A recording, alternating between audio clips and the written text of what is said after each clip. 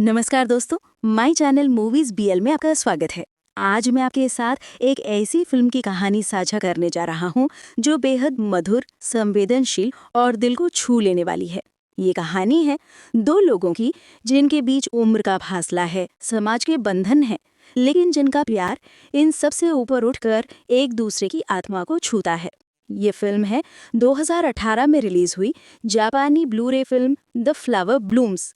ये 19 साल के एक कोमल हृदय वाले युवा चित्रकार और 37 साल के एक व्यस्त जिम्मेदार व्यक्ति के बीच की निश्चल, गहरी और विशेष प्रेम कहानी है। ये सिर्फ एक फिल्म नहीं, बल्कि भावनाओं का एक सफर है जो ये साबित करता है कि प्यार कभी उम्र, लिंग या समाज की सीमाएं नहीं देखता।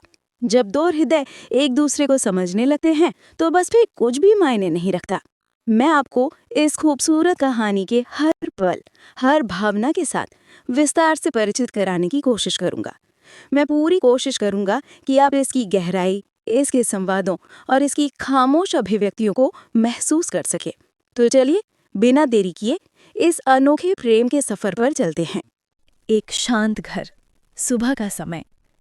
स्क्रीन पर एक शांत, पारंपरिक जापानी शैली का घर दिखाई देता है। सूरज की किरणें लकड़ी के फर्श पर पड़ रही हैं। एक शांत, सुंदर युवक मिनागावा यूची, 19 वर्ष, अपने कमरे में कैनवस पर पेंटिंग कर रहा है। उसका ध्यान पूरी तरह रंगों और ब्रशों में डूबा हुआ है। वो फूलों की एक अमूर्त तस्वीर बना रहा है, लेकिन उसके चेहरे पर एक गहरी सोच और एक तरह की उदासी है। बाहर से आवाजें आती है। यूची की चचेरी बहन रियो दरवाजे की ओर से आवाज लगाती है। रियो, यूची, खाना तैयार है। बहुत तेल की गंध आ रही है। कमरे की हवा तो बदल लो। वो देखो, बिल्ली दारूमा बन गई है। अच्छा, मैंने मजाक किया है। यूची बिना मुड़े शांत स्वर में बोलता है। कला अक्सर आम लोगों को समझ नहीं आती। माफ करना, मैं अभी आता हूँ, तुम लोग पहले खा लो। रियो, अच्छा, कैसी चल रही है? यूची जवाब नहीं देता। वो अपनी पेंटिंग पर ध्यान केंद्रित करता रहता है। रियो चली जाती है। थोड़ी देर बाद बाहर से और आवाजें आती हैं। कोई फोटोशूट या वीडियो शूटिंग चल रही है। यूची खिड़की की ओर देखता है। एक समूह लोगों के कैमरा और उपकरण लिए हुए हैं। उनमें से एक आदमी, सकुराई, 37 वर्ष का, जो एक विज्ञापन एजेंसी में काम करता है, घर की वास्तुकला को निहार रहा है। उसकी नज़र यूची के खिड़की के पास रखे कैनवस पर पड़ती है। सकुराई बिना किसी से पूछे आंगन से होते हुए यूची के कमरे के करीब आ जाता है। दरवाज़ा खुला है। वो अंदर झांकता है। यूची उसे देखकर चौंक जाता है। वो अपना ब्रश रोक देता है। यूची, ठंडे रूखे स्वर में, आप कौन हैं? यहाँ क्या कर रहे हैं? क्या आप शूटिंग से जुड़े हैं? सकुराई थोड़ा शर्मिंदा होकर माफी मांगता है। माफ कीजिए, सुबह से शोरगुल कर रहे हैं ना। प्रबंधक श्री योशिदोमी ने हमें यहाँ शूटिंग की इजाज़त दी है। लेकिन मैं बस इस घर की सुंदरता देख रहा था। ऐसे पारंपरिक जापानी घर अब कम ही देखने को मिलते हैं। आप यहाँ किराएदार हैं? यूची निराश होकर कहता है, मैंने आपसे ये नहीं पूछा कि आप क्या शूट कर रहे हैं या क्यों, लेकिन कृपया बिना अनुमति इधर उधर न घूमें। ये दूसरों के लिए परेशानी का कारण है। सकुराई मुस्कुराते हुए कहता है, ओह, माफ करना, तुम्हारा नाम क्या है? यूजी उत्तर न देते हुए बस कहता है, आप यहाँ कब तक रहने वाले हैं? सकुराई कहता है, बस शूट खत्म होते ही चले जाएंगे। वो यूजी की पेंटिंग की ओर इशारा करता है। वो, क्या तुम फूलों की तस्वीर बना रहे हो? यूची का दिल धक सी रह जाता है। उसकी आंखें फैल जाती हैं। उसने कभी किसी से इस बारे में बात नहीं की, न ही किसी ने पहचाना था कि वो क्या बना रहा है। सकुराई की ये टिप्पणी अचानक उसके दिल को छू जाती है। सकुराई यूची के चेहरे के भाव देखकर कहता है, ओह, मैं फिर से माफी चाहता हूँ। मुझे कला के बारे में ज्यादा पता नहीं है। शायद मैं गलत हूँ। मैं चलता हूँ। सकुराई वापस मुड़ता है और चला जाता है। यूजी लंबे समय तक उसके जाने के रास्ते की ओर देखता रहता है। उसके कानों में सकुराई के शब्द गूंज रहे हैं, तुम फूलों की तस्वीर बना रहे हो। अगली सुबह यूची का घर। यूची रियो और दूसरी चचेरी बहन अयाको के साथ नाश्ता कर रहा है। उनके साथ घर का प्रबंधक और यूची के बेटा का पुराना दोस्त श्री योशिदोमी, जिन्हें सब अंकल कहते हैं, भी बैठा है। अंकल योशिदोमी, यूजी, मैंने उस शूटिंग टीम को अनुमति दे दी है। उम्मीद है तुम्हें कोई परेशानी नहीं हुई। सच कहूं तो इस घर को कैमरे में कैद होते देखना बुरा नहीं लगेगा। यूची अपनी चाय को घूरते हुए, कोई परेशानी नहीं, बस उनमें से एक आदमी सकुराई, उसका व्यवहार थोड़ा अजीब था। सब हैरान होकर यूची की ओर देखते हैं। यूची किसी के बारे में खास तौर पर कुछ कह रहा है, ये अपने आप में बहुत दुर्लभ है। रियो, सच में वो कैसा था? यूची कंधे उचकाते हुए, कुछ खास नहीं, बस वो बिना पूछे मेरे कमरे में आ गया। बातचीत आगे बढ़ती है लेकिन यूची का ध्यान नहीं है। स्टेशन के पास शाम, रियू और आयाको शॉपिंग करके लौट रही हैं। अचानक उनकी नज़र स्टेशन के पास बेंच पर पड़े एक आदमी पर पड़ती है। पास जाकर देखती हैं तो पहचान लेती हैं, ये साकुराई है। उसका चेहरा लाल है, वो बुखार से तप रहा है, अर्ध बेहोश सा पड़ा है। वे साकुराई को सहारा देकर यूची की घर की ओर ले चलती हैं। यूची का कमरा, रात। यूची अब भी अपनी पेंटिंग के सामने बैठा है, लेकिन उसका हाथ नहीं चल रहा। वे साकुराई के उन शब्दों के बारे में सोच रहा है, क्या तुम फूलों की तस्वीर बना रहे हो? उसने कैसे पहचान लिया? कोई और कभी नहीं पूछता। तभी बाहर से हलचल और दरवाजे की आवाज आती है। रियो अंदर आती है। जल्दी आओ, मदद करो, वो आदमी साकुराई बीमार है, स्टेशन पर पड़ा था, हम उसे ले आए हैं। यूची उठकर बाहर आता है। लिविंग रूम में सोफे पर साकुराई पड़ा है। आयाको उसके माथे पर पानी की पट्टी रख रही है। आयाको, उसे तेज बुखार है, डॉक्टर को बुलाना चाहिए, लेकिन अभी रात है। यूची, क्या तुम इसे देख सकते हो? हमें कल सुबह जल्दी निकलना है। यूची साकुराई के पीले बीमार चेहरे को देखता है। एक अजीब सी चिंता उसके अंदर जाती है। वे सिर हिला देता है। ठीक है, मैं देख लूंगा। रियो और आयाको आश्चर्य से एक दूसरे की ओर देखती हैं। यूची ने हाँ कह दिया, बिना किसी हिचकिचाहट के। वे चुपचाप कमरे से निकल जाती हैं, यूची को साकुराई के पास छोड़कर। यूची एक कुर्सी लाता है और साकुराई के पास बैठ जाता है। वे उसकी सांसों की आवाज़ सुनता है, उसके पसीने से तर माथे को देखता है। वे साकुराई के माथे को पूंछता है। साकुराई बुखार में करवट बदलता है, कुछ बुदबुदाता है। साकुराई, अस्पष्ट माफ करना, घर खूबसूरत है। यूची का हाथ रुक जाता है। वे साकुराई के चेहरे को देखता रहता है। ये आदमी जिसने सिर्फ एक बार उससे बात की, उसकी कला को पहचाना, अब यहाँ उसके घर में बीमार पड़ा है। एक अजीब सा एहसास, एक गर्माहट यूची के सीने में फैलने लगती है। वे समझ नहीं पा रहा ये क्या फीलिंग है, चिंता, जिम्मेदारी या कुछ और। वे पूरी रात जागता ही रहता है, बार बार पानी बदलता है, पट्टी ठीक करता है। हर बार जब साकुराई बेचैन होता है, यूची उसे शांत करने की कोशिश करता है।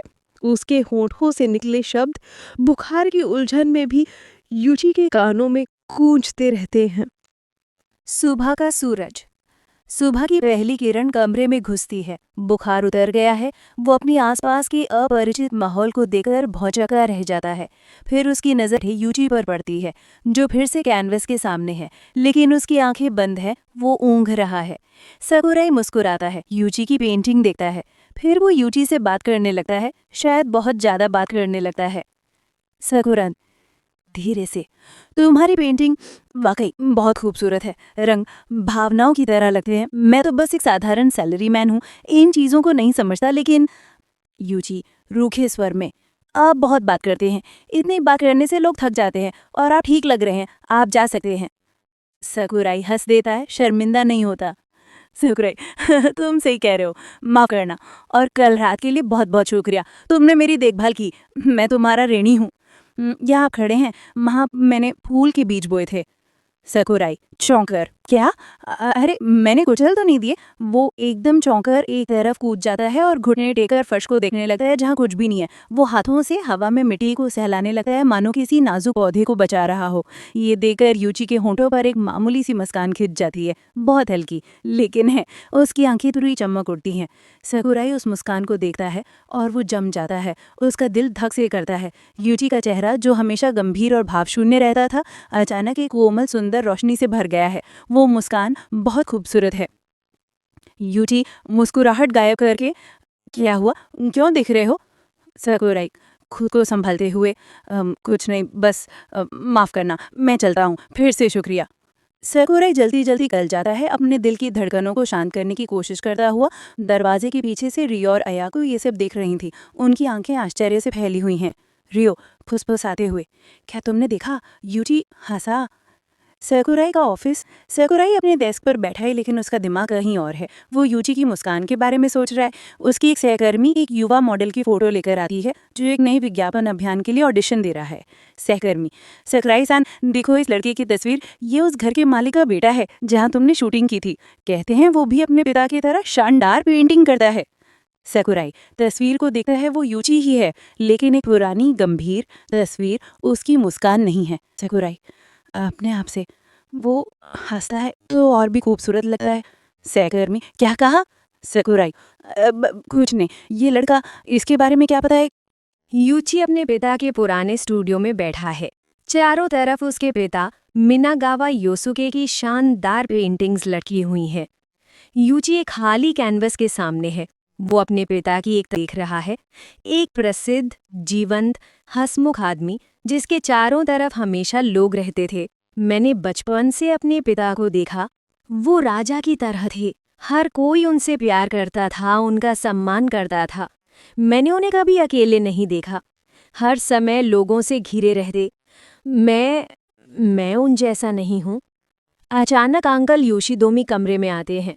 अंकल योशिदोमी, यूजी, यहाँ हो तुम? कुछ बात करनी है। वो यूजी के पास बैठ जाते हैं और उसके माता पिता की दुर्घटना के बारे में बात करते हैं। यूजी यूनिवर्सिटी में है, लेकिन अकेले एक कोने में बैठा है। उसके एक सहपाठी फुजीमोटो कोकी, जो एक जीवंत, बातूनी और सीधे साधे दिल का लड़का है, उसके पास आकर बैठ जाता है। अरे यूजी, तुम हमेशा यहाँ अकेले बैठे रहते हो, क्या बना रहे हो? मैंने देखा तुम हमेशा कुछ ना कुछ पेंट करते रहते हो। यूजी उसकी तरफ देखता भी नहीं। फुजीमोटो हार नहीं मानता। मैं भी आर्टिस्ट हूँ, तुम्हारी क्लास में हूँ। मेरा नाम फुजीमोटो कोकी है, शायद तुम जानते भी नहीं। यूजी बिना देखे बोलता है, फुजीमोटो, हाँ मुझे पता है। फुजीमोटो के चेहरे पर खुशी छा जाती है। यूजी ने उसका नाम जाना, ये उसके लिए एक बड़ी जीत है। वो रोज यूजी के पास आने लगता है, उससे बात करने की कोशिश करता है। धीरे धीरे फुजीमोटो यूजी पर क्रश करने लगता है। यूजी की शांत, रहस्यमय मुद्रा उसे आकर्षित करती है। लेकिन यूजी का दिमाग कहीं और है। वो सकुराई के बारे में सोच रहा है। सकुराई के शब्द, उसकी मुस्कान, उसका वो हाव भाव जब वो काल्पनिक फूलों को बचाने के लिए कूदा था, ये सब यूजी के दिमाग में बस गया है। यूजी के घर का आंगन। एक शाम सकुराई यूजी के घर आता है, उसकी देखभाल के लिए धन्यवाद देने के बहाने। उसके हाथ में एक छोटा सा केक बॉक्स है। वो आंगन में फुजीमोटो से टकरा जाता है, जो यूजी से मिलने आया था। फुजीमोटो चौंक कर, अरे आप, क्या आप यहाँ रहते हैं? क्या आप मिनागावा यूजी को जानते हैं? सकुराई मुस्कुराते हुए, नहीं, बस एक परिचित हूँ। तभी यूजी बाहर आता है। उसकी नजरें सीधे सकुराई पर टिक जाती हैं, फुजीमोटो की तरफ देखे बिना। फुजीमोटो को चोट पहुंचती है। यूजी सकुराई से, तुम आए हो? सकुराई, हाँ, ये लो एक छोटा सा शुक्रिया, केक है, मैं चलता हूँ। वो केक थमाता है और मुड़ने लगता है। यूजी का हाथ तेजी से आगे बढ़ता है और सकुराई की कलाई पकड़ लेता है। यूजी धीरे से, लेकिन जोर देकर, मत जाओ। तुम दूर से आए हो, थके होंगे, आराम कर लो। और ये केक किसने दिया? तुमने खुद ही सबको बांट दिया होगा। यहाँ रुककर खुद भी खाओ। उसकी आंखों में एक बेचैन इच्छा है, बस थोड़ी देर और साथ रहने की। सकुराई यूजी के स्पर्श से झटका सा खा जाता है। उसकी कलाई पर यूजी की उंगलियों का स्पर्श गर्म लगता है। वो हाँ कहने ही वाला था कि फुजीमोटो की आवाज आती है। फुजीमोटो थोड़ी ईर्ष्या वाले स्वर में, मैं भी सोच रहा था यूजी, क्या मैं यहाँ किराए पर एक कमरा ले सकता हूँ? तुम्हारा घर तो बहुत बड़ा है। एक अजीब सी मुलाकात होती है। फुजीमोटो खुद को सबके सामने पेश करता है। मैं फुजीमोटो कोकी हूँ, यूजी का दोस्त है, और मैं यहाँ रहना चाहता हूँ। कोई समस्या तो नहीं है ना? घर तो बहुत बड़ा है। यूची का ध्यान अब भी सकुराई पर है, जो अजीब सा महसूस कर रहा है। सकुराई एक तरह की ईर्ष्या महसूस करता है। वो कहता है कि उसे जानना है। फूजीमोटो चिल्लाता है, अलविदा, मैं तुम्हारा केक खा लूंगा। और सकुराई बिना कुछ कहे चला जाता है। रियो सकुराई के पीछे भागती है। यूची का मन उदास हो जाता है। रियो साकुराई को रोक लेती है। रियो, साकुराई-सान, 1 मिनट रुकिए। मैं कुछ कहना चाहती हूँ। साकुराई, रुक कर। हाँ? मैंने यूची को कभी किसी के साथ इतनी सामान्य बातचीत करते नहीं देखा। वो हमेशा शांत रहता है, सबके साथ विनम्र रहता है, लेकिन किसी में भी वास्तविक दिलचस्पी नहीं दिखाता। और मैंने उसे अपनी जिंदगी में कभी हंसते नहीं देखा था। लेकिन कल आपके साथ बात करते हुए वो हंसा, बस 1 सेकंड के लिए, लेकिन हंसा। मुझे लगता है आप उसके लिए खास हैं। साकुराई का दिल तेजी से धड़कने लगता है। रियो, मुझे लगता है कि यूची आप में दिलचस्पी रखता है। वो खुद से आपके करीब आना चाहता है। साकुराई, असहज होकर, मैं समझ गया। शुक्रिया मुझे बताने के लिए। मुझे जाना चाहिए। वो मुड़ता है और ठीक उसी समय यूची दरवाजे से निकलता है, सांस फूली हुई, मानो भाग कर आया हो। यूची, रियो से, मैं सकुराई-सान को बाहर तक छोड़ने आया हूँ। रियो मुस्कुराती है और अंदर चली जाती है। यूची और साकुराई एक दूसरे की ओर देखते हैं। चारों तरफ शांति है। दोनों चुपचाप चल रहे हैं। अचानक यूची रुक जाता है। यूची, साकुराई-सान, क्या मैं आपके घर जा सकता हूँ? साकुराई आश्चर्यचकित हो जाता है। वो कुछ कहता, फिर रुक जाता है। उसकी आंखों में संघर्ष दिखाई देता है। वो एक वयस्क है। यूची सिर्फ 19 साल का है, लेकिन यूची की आंखों में एक ऐसी ईमानदार इच्छा है जिसे नज़रअंदाज करना मुश्किल है। साकुराई, आखिरकार, ठीक है, चलो। साकुराई के अपार्टमेंट। यूची अपार्टमेंट में घुसता है और चारों तरफ देखता है। वो छोटा, साफ सुथरा, लेकिन थोड़ा अव्यवस्थित है। कुछ पौधे खिड़की पर है, लेकिन वो मुरझाए हुए लगते हैं। यूची सीधे, ये छोटा है। साकुराई, हंसते हुए, तुम्हारे उस बड़े घर की तुलना में जाहिर है ये छोटा लगेगा। यूची गंभीरता से, मैं पहली बार किसी और के घर आया हूँ। साकुराई चौंक जाता है। पहली बार? ओ, बस बैठो, मैं तुम्हारे लिए कॉफ़ी बनाता हूँ। यूची उसके पीछे पीछे किचन में चला जाता है। साकुराई को कॉफ़ी बीन्स पीसते देखता है। यूची, देखकर, आप इसे खुद पीसते हैं? क्या मैं कर सकता हूँ? साकुराई उसे मशीन दे देता है। यूची ध्यान से कॉफ़ी बीन्स डालता है और हैंडल घुमाने लगता है। साकुराई उसके हल्के सावधान हाव भाव को देखता है।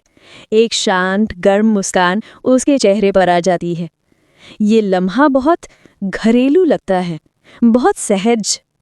कॉफ़ी तैयार होती है। वे लिविंग रूम में बैठकर पीते हैं। यूची एक घूंट लेकर, ये अच्छे हैं, मैंने सोचा नहीं था।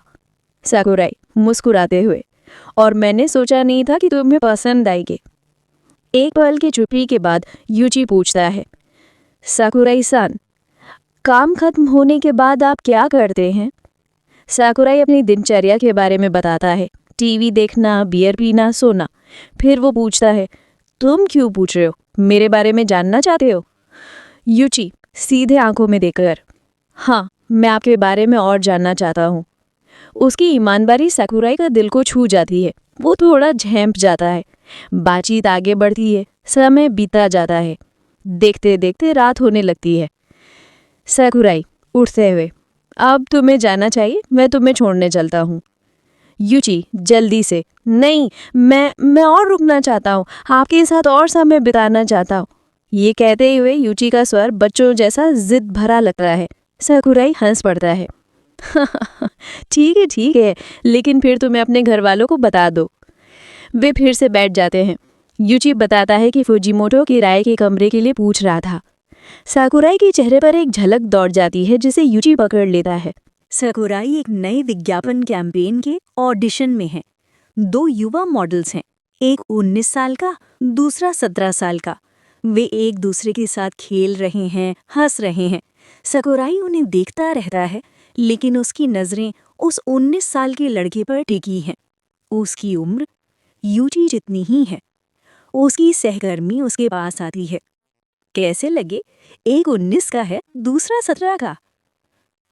सकुराई अपने आप से यूची जैसा क्या कहा? कुछ नहीं। वो एक सवाल पूछता है। अगर अगर तुम 19 साल के किसी के साथ रिश्ते में होते तो कैसा लगता? सहकर्मी हंस पड़ती है। अरे सकुराई सान, वो तो बस बच्चा है। ऐसा रिश्ता लंबा नहीं चल सकता। उम्र का फर्क बहुत ज्यादा है ना। सकुराई मुस्कुराने की कोशिश करता है, लेकिन उसका दिल भारी हो जाता है। यूटी का स्टूडियो उसी शाम। यूटी भी शांत नहीं बैठ पा रहा। उसका दिमाग सकुराई से भरा हुआ है। उसके शब्द, उसकी मुस्कान, उसकी आंखें। यूजी आवाज में, क्यों क्यों मैं उस आदमी के बारे में इतना सोच रहा हूँ? हर छोटी बात, हर शब्द, हर भाव याद आ रहा है।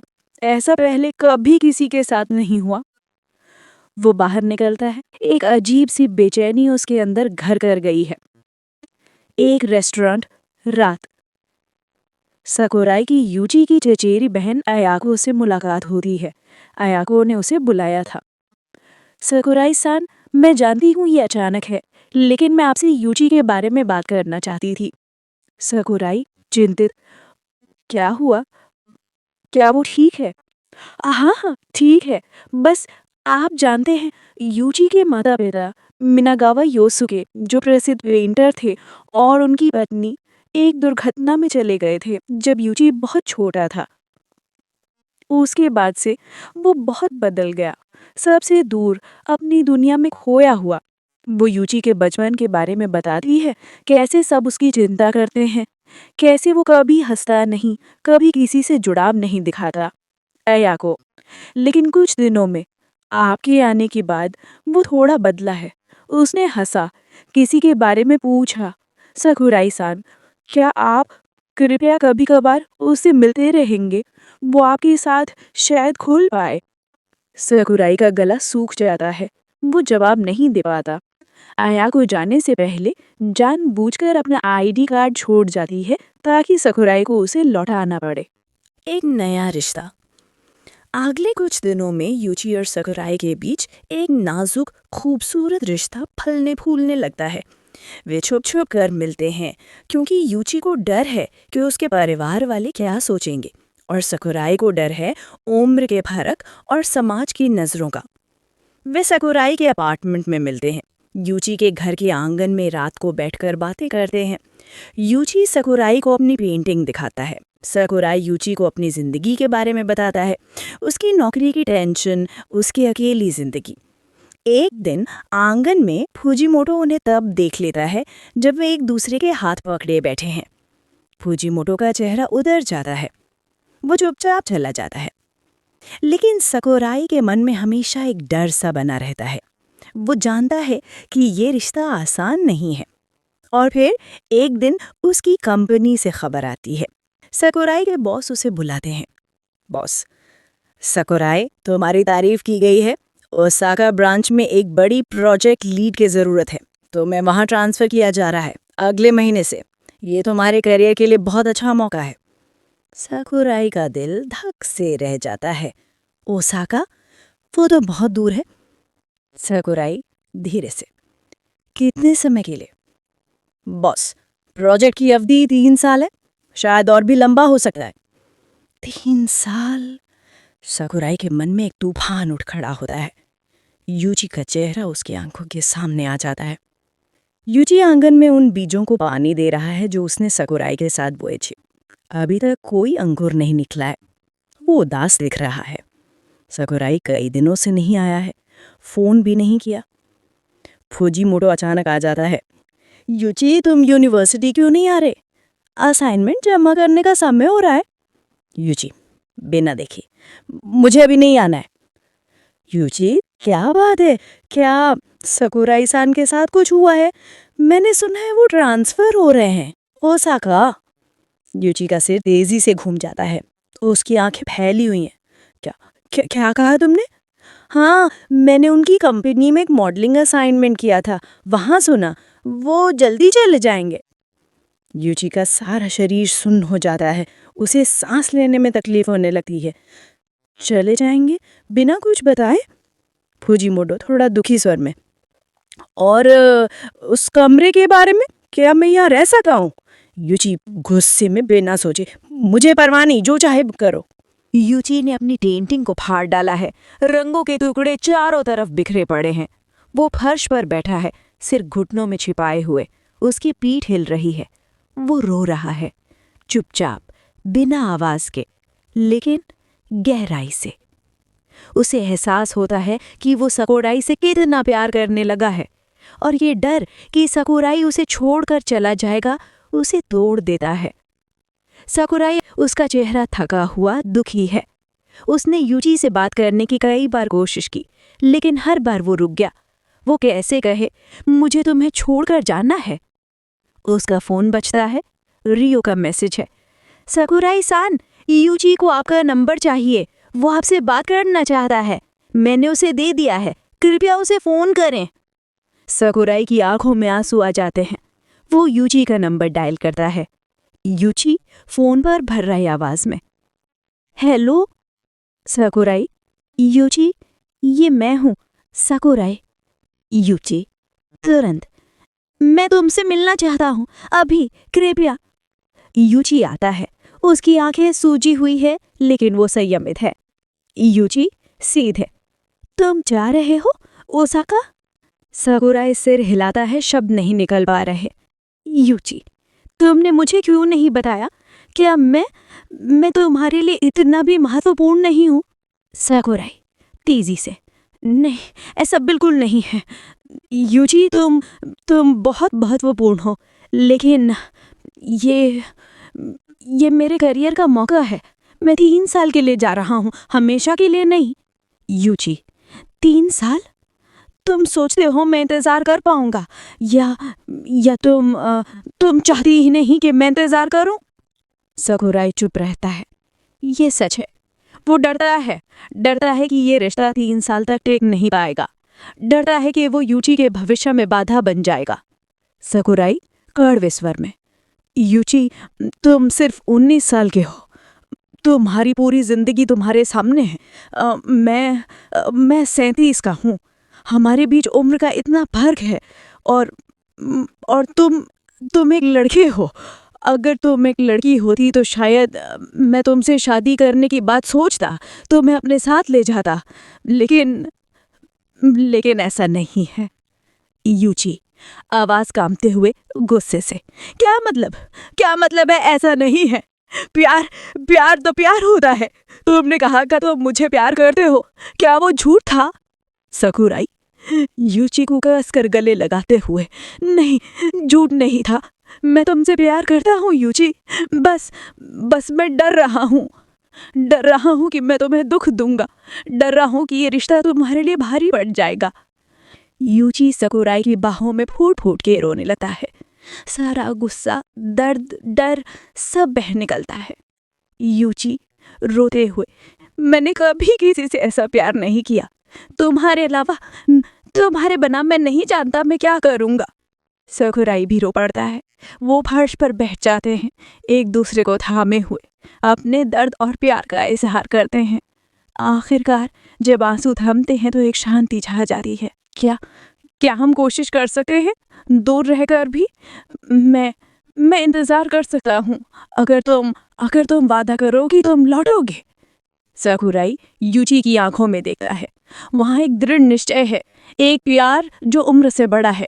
उसका अपना डर धीरे धीरे पिघलने लगता है। सकुराई गहरी सांस लेकर, हाँ, हम कोशिश करेंगे। यूची एक नए कैनवास पर पेंटिंग कर रहा है। ये वही फूल है, लेकिन अब वो पूरी तरह से खिला हुआ, जीवंत और सुंदर है।